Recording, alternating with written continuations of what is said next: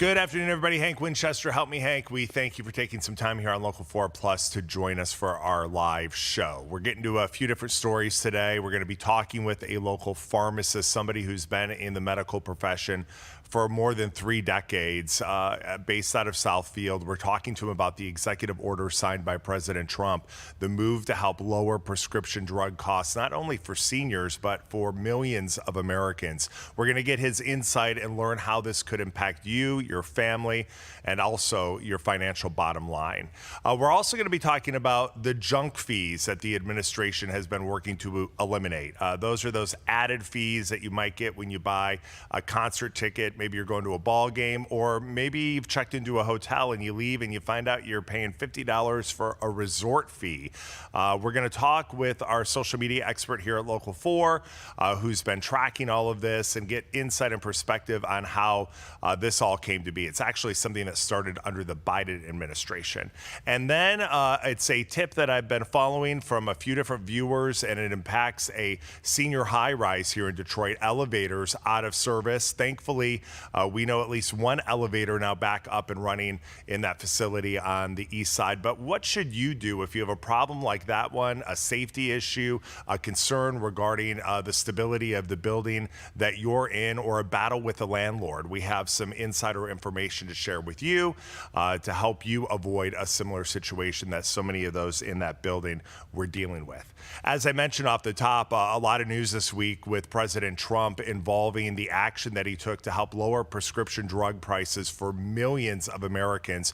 And while it may take a while for you to notice the change financially, because this has a lot of different hurdles to kind of get over until this actually goes into effect, it is some promising news for people who are just tired of spending so much money on prescription drugs or for battling with insurance companies, especially when we look at our Canadian neighbors and those overseas who are paying a fraction of the cost for the drugs that we pay so much more for here in the U.S. I had an opportunity to speak with a local pharmacist today about how this could impact you and your family. Take a look at that conversation. Okay, everybody, we're here inside the Tel 12 Pharmacy in Southfield. I'm with Monty, who is not only a pharmacist, runs this place, has been in this industry for years and years and years and years. We've used you as an expert before. A lot of news regarding the president and the information regarding a pharmacy and prescription changes. He signed that executive order earlier this week. He called it one of the most significant historic moves to help those that have been dealing with the rising cost of drugs. When you heard about this and then learned more about the details of this, what was your initial thought on all of it? Well, the initial thought was, wow, that's great. It's going to help a lot of people that can't afford medication and stuff like that. A lot of seniors, my population's, retirees, and they're on fixed income. It sounds great, but is it going to happen right away? Probably not. But it's definitely long overdue. It's the pharmaceutical industry is definitely big business, and a lot of money's out there. But for him to do that, it's a big deal. But is it going to go into effect right away? I don't see it happening anytime soon. Yeah, and he has said that it could take a while to kind of work out the kinks. Now, the president and his argument on all of this is that the U.S., because of our healthcare system, has been paying exorbitant fees for drugs across the board compared to our counterparts either in Canada or in Europe. We were just talking about that right before we started rolling here, and drugs that you pay $500-600 for, you just cross the river into Canada, and it's a completely different price point. Absolutely. I had a customer yesterday was telling me his mother-in-law couldn't afford one of the blood thinners, and he got it across the border for $20, and he was shocked. And what would that be if he was buying that same drug? I think it was Eliquis, right? Correct. If he was buying that drug here in Metro Detroit. It depends on their insurance copay, but it could be close to $300 to $400, $500 a month. So what did this mean for people in your industry, though? I mean, will it affect your kind of bottom line if you're able to charge a higher price for drugs and then that kind of changes, or how does that all shake out? Well, in our industry, the insurance companies dictate the world, the PBM. So It really, it's tier levels, depends what kind of medications the doctors write, what the doctors want the patients to be on. Will it affect us? It might, in the long run, but it also might help us generate more business for people that come in that can afford the medications, and if they have a set income like the insulins and the brand name blood thinners and stuff like that. The president has said that and many tied to the administration has said that this could really just focus more on the seniors, those on Medicaid, those on Medicare. Correct. And it seems like that's the population that kind of needs this financial break the most. Many are on fixed incomes or kind of relying on that Social Security check. In the interactions that you have with your client base, and I know many are seniors, is that what you see? Typically, that's the population that is struggling to cover some of these medication costs? Absolutely. You have a lot of these seniors, retirees, automotive workers, postal workers, government workers, where the cost of medication keeps on going up. They hit the donut hole. They're on Medicare. They're debating, do they eat or get their medications every month? It's hard. You feel bad for some of these people. You try to work with them, work with the doctors and stuff like that. You know, as an independent, it's a little bit easier than the chain where you're just a number and they keep it moving. But yeah, it's a struggle for these seniors who are on a very fixed income. And, you know, they're on multiple meds, 10, 11, 7 medications. It depends. I know you talked to a lot of reps. You made a quick phone call to one when we were standing here, people that work to get those drugs to you, that provide samples. Do they have any thoughts about how this could affect their industry and you know, the healthcare industry as a whole? I haven't talked to any reps about it, but I'm sure at the bottom line on the pharmaceutical level, yeah, it's going to affect their bottom line if they have to slash their prices to compete with, you know, Europe and Canada. It's going to affect everyone in the bottom line, especially the top people on down in the pharmaceutical industry. One of the most popular drugs, the weight loss drugs, just the New York Times just focused on that and the cost of that and how this plan could change that. Now, in Europe, people are spending the equivalent of $15 to $30 for Ozempic. What would we be paying out of pocket for a monthly prescription for something like that? Between $900 to maybe $1,100 a month. You're talking all these GLP-1s and all these weight loss medications. They're not cheap. They are not cheap, and they're expensive. And people, you know, that's why these insurance companies make you go through hurdles to get it approved and get it done. Because, you know, you have to have an establishment that you're diabetic, and then you have a BMI of so high, and if you have blood sugars, and if you failed on certain medications in the past, they make it really hard to jump through the hurdles to get it. But yeah, $15 compared to $900 here, it's a big difference. So then I guess my question is then what happens to those companies that are making this enormous profit based off of the customer base in the U.S.? I mean, do they supplement that somehow, or are they still going to be able to produce these drugs if they're not making that gigantic overhead? Well, they'll make them. I mean, they're not in the business to lose money. You know, they have supplements, they have coupons, they have programs online. You can work with the pharmaceutical companies, the doctors.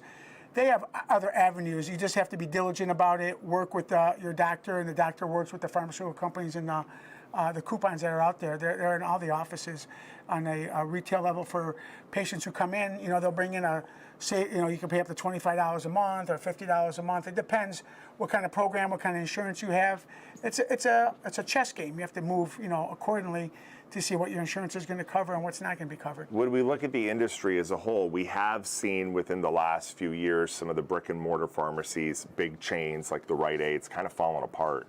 Has this, for those of you that are in the industry like you, that are the local, they have the relationships with the customers, has this been an opportunity for you to kind of grow that? Because I think that, you know, when you're talking about prescription drugs and having to find those coupons and all the stuff associated with it, having a relationship with a pharmacist, no matter where you go, is kind of instrumental, isn't it? Absolutely. When you have a relationship with your pharmacy or your pharmacist, it makes a big difference.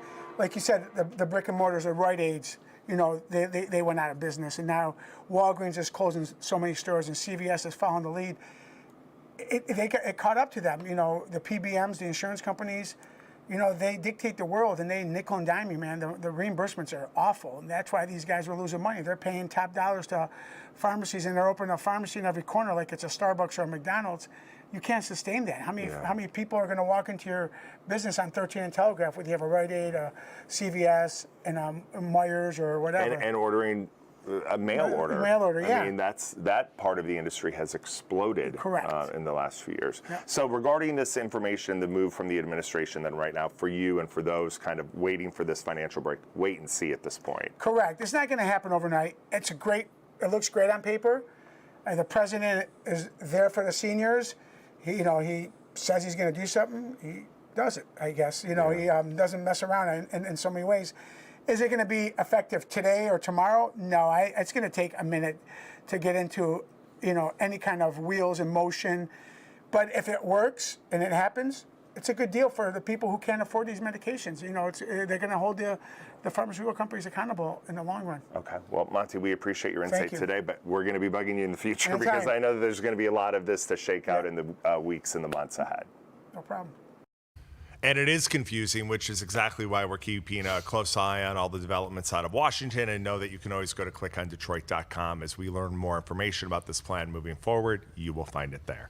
All right, let's talk about something else that could help save you money. We're talking about junk fees and the elimination of those junk fees. I want to bring in Jack, our social media guru here at Local 4. I'm wearing my tag. That's okay. Well, now we know your name. There you go.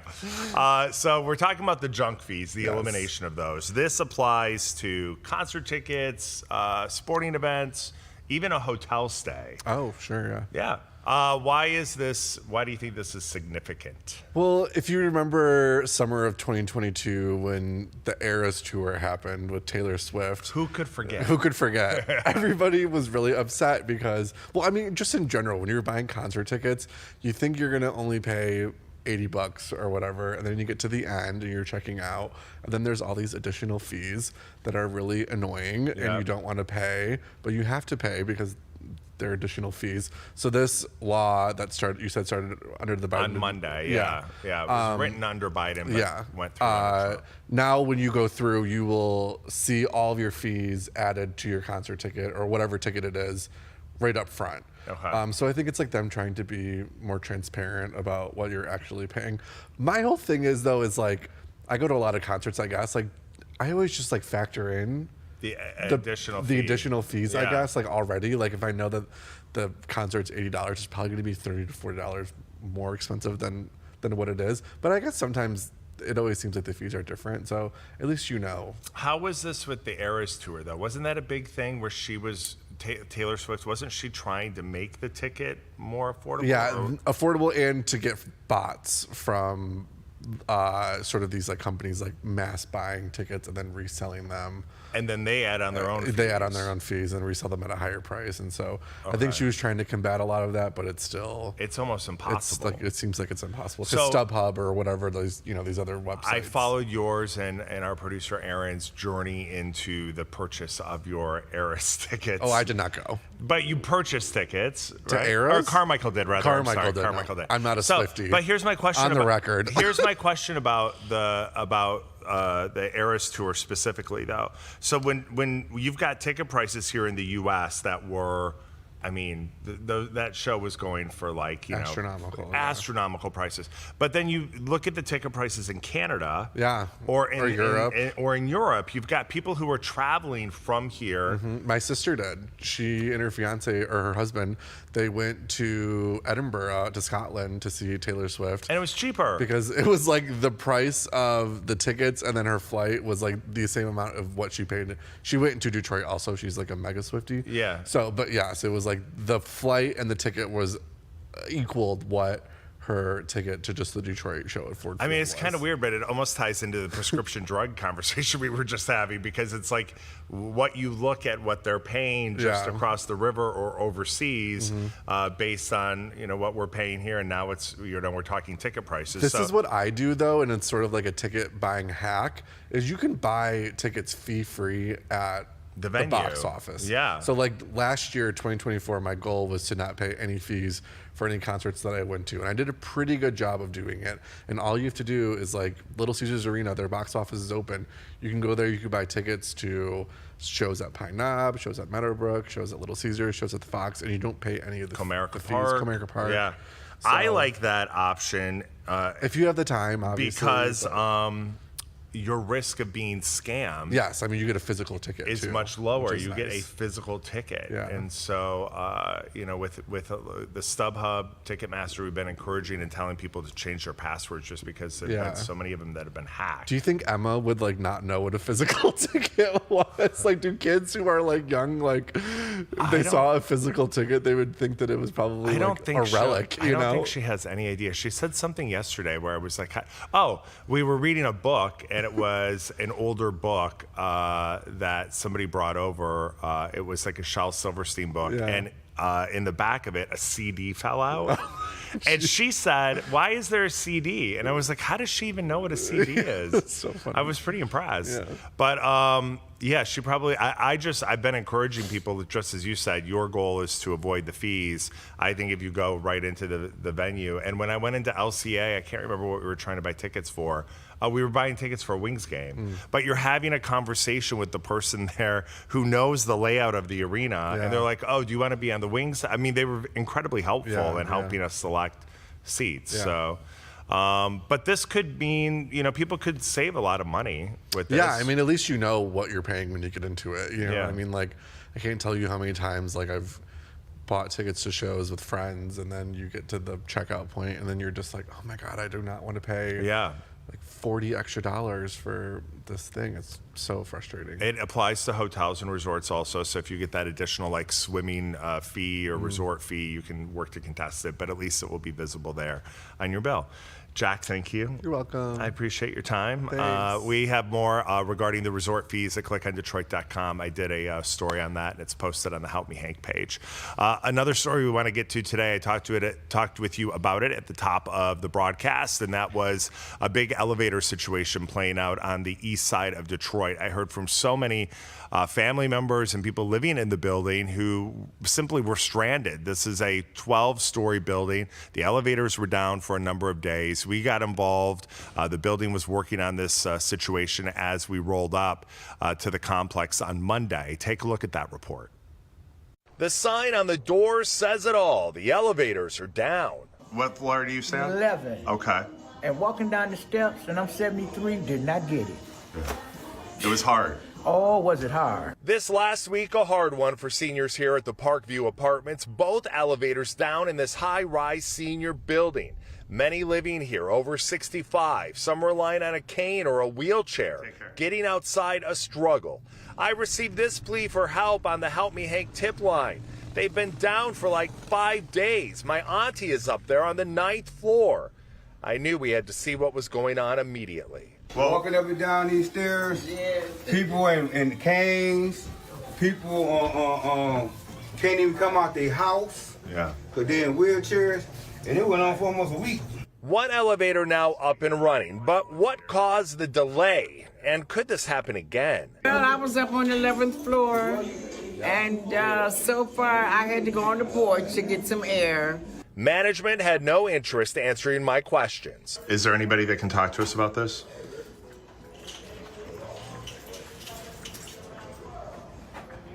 We're just trying to figure out what caused the delay and how to prevent it. So I reached out to the city of Detroit to investigate and met with the chief enforcement officer for the city. Our elevator division, we do try to work with the elevator companies. Just in this instance, the elevator company did reach out to us to let us know that there were some issues with the elevator. And so we do have an inspector out there now, an elevator inspector out there now, seeing the progress that the elevator company is making to try to get the second elevator back up and running.